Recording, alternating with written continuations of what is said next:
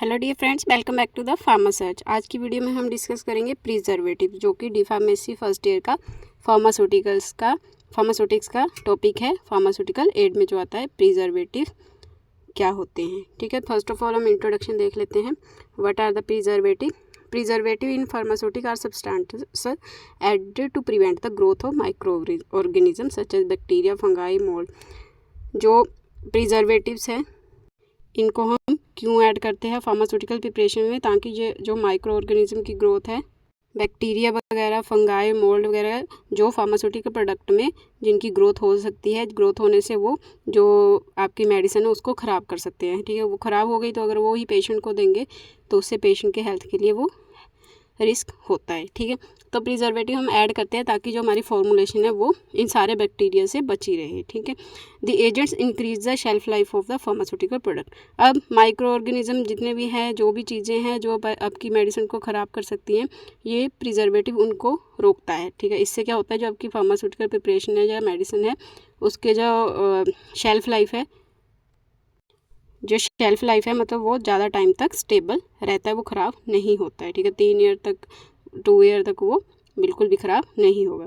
The preservative are added specially to that have the higher water content. Preservative ज़्यादातर ऐसी preparation में use किए जाते हैं जिनमें आपने वाटर को यूज़ किया हो। ठीक है, क्योंकि वाटर है जो उसमें ज़्यादा माइक्रो ऑर्गेनिज्म ग्रोथ होने की चांसेस होते हैं। Some of these agent may be use to achieve the desire physical and chemical property of the product. कुछ प्रिजर्वेटिव हम इसलिए भी ऐड करते हैं ताकि जो हमारा प्रोडक्ट है उनको प्रॉपरली फिजिकल और केमिकल प्रॉपर्टी मिल सके। ठीक है, जैसे कि अपीयरेंस देखने में अच्छा हो, उसका जो ऑर्डर है वो अच्छा हो, स्मेल अच्छी हो, टेस्ट अच्छा हो। ठीक है, तो ये तो हो गए प्रिजर्वेटिव क्या होते हैं। नेक्स्ट है प्रॉपर्टीज़ ऑफ प्रिजर्वेटिव। जो प्रिजर्वेटिव आप यूज़ कर रहे हैं फार्मास्यूटिकल प्रिपरेशन में उसकी क्या प्रॉपर्टी होनी चाहिए, मतलब क्या क्वालिटी होनी चाहिए। It should not be irritant. ठीक है, अगर वो फॉर्मुलेशन आप मेडिसिन में यूज़ कर रहे हैं तो वो इरिटेशन प्रोड्यूस करने वाला नहीं होना चाहिए। It should not be toxic नहीं होना चाहिए। इट शुड बी फिजिकली और केमिकली स्टेबल। उसने खुद मेडिसिन को प्रोटेक्ट करना है तो वो भी फिजिकली और केमिकली खुद भी स्टेबल होना चाहिए।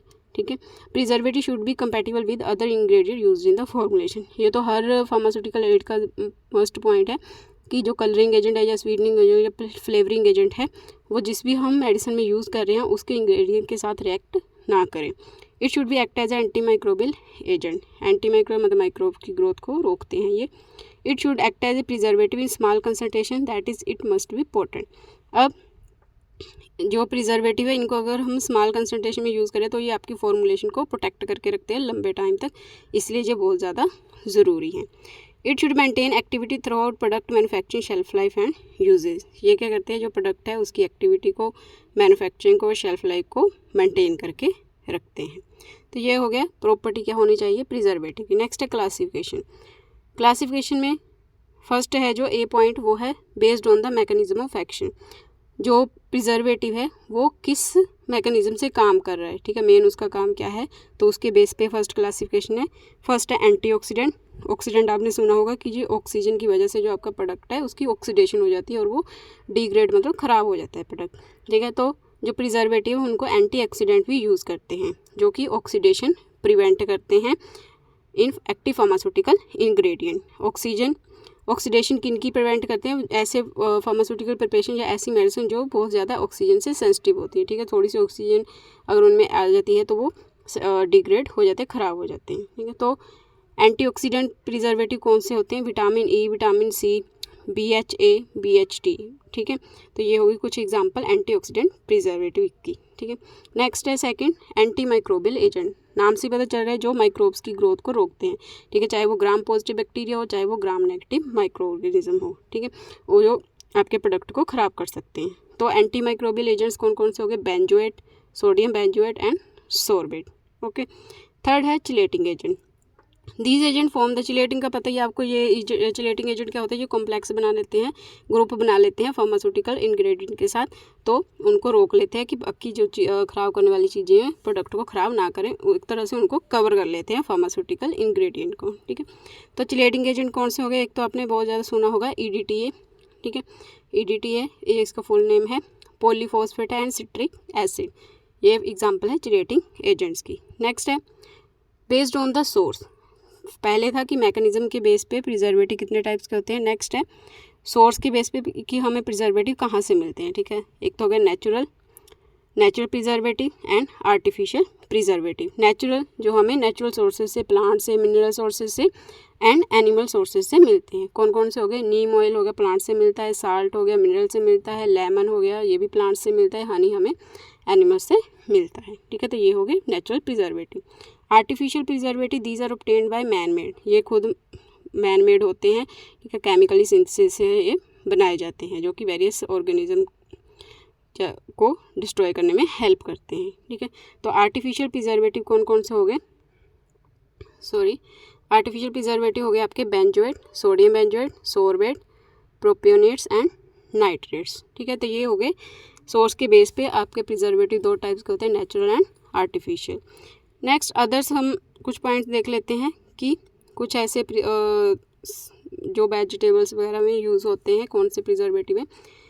नेचुरल सब्सटेंसेस सच है साल्ट, शुगर, विनेगर, ठीक है। ये आपने मैक्सिमम अपने घरों में भी देखा होगा, साल्ट को, शुगर को, विनेगर को भी हम एज अ प्रिजर्वेटिव यूज़ करते हैं, जैसे अचार वगैरह में भी यूज़ कर लेते हैं। Certain processes such as freezing, pickling, smoking, salting can also भी used as preserve food. Salt वगैरह को, ठीक है, फ्रीजिंग भी हम यूज़ करते हैं ताकि हमारा जो प्रोडक्ट है स्टेबल रहे। साल्ट भी यूज़ करते हैं मैक्सिमम फूड्स में ताकि वो फूड्स को प्रिजर्व करके रखे। Another group of preservative target enzyme in fruit and vegetables that continue to metabolise after they are cut. कुछ ऐसे फ्रूट्स होते हैं, ठीक है, जो कट करने के बाद जो कुछ एंजाइम है वो उनको मेटाबोलाइज कर देते हैं, ठीक है। तो इसलिए भी हमें कुछ जो प्रिजर्वेटिव है वो हम यूज़ किए जाते हैं, जैसे सिट्रिक एसिड हो गया, सिट्रिक एसिड, एस्कॉर्बिक एसिड, ये हमें लेमन से मिलते हैं। सिट्रस फ्रूट्स, जो खट्टे फ्रूट वगैरह होते हैं उनसे हमें सिट्रिक एसिड और एस्कॉर्बिक एसिड मिलता है, जो कि एंजाइम को इनहिबिट करता है। कौन से एंजाइम को? फेनोलेज एंजाइम क्या करता है, जैसे आप कोई एप्पल कट करते हो, ठीक है, आलू कट करते हो, तो कुछ टाइम के बाद वो क्या है, ब्लैक या ब्राउन होने शुरू हो जाते हैं, तो ये फिनोलेज एंजाइम की वजह से होता है। तो अगर आप उसमें सिट्रिक एसिड या लेमन जूस ऐड कर देते हो तो वो ब्राउन या ब्लैक नहीं होते हैं, ठीक है। तो इनको भी हम एज अ प्रिजर्वेटिव यूज़ कर सकते हैं। तो ये था प्रिजर्वेटिव का टॉपिक, कितने टाइप्स के होते हैं और क्या होते हैं। Thank you for watching.